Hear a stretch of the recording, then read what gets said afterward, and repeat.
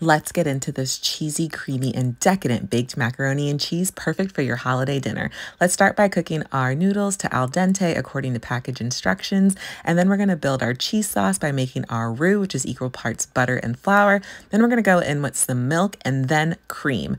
I'm using whatever cheeses I have on hand. I grated some, I'm using some packaged. Honestly, do what you prefer. Just make sure you season your cheese sauce really well. The recipe can be found on my blog at www.asilyglam.com. Combine your noodles with that delicious cheese sauce and don't forget to add a little bit more seasoning. This is the part that I love. I like to crisp up some panko breadcrumbs and then add that on top of my cheese topping and then pop this in the oven, 375 for about 30 to 35 minutes. And this is what you get, a gorgeous, beautiful, perfect macaroni and cheese to be the center of your holiday dinner. Look at this. Oh, that topping is everything. Give it a try.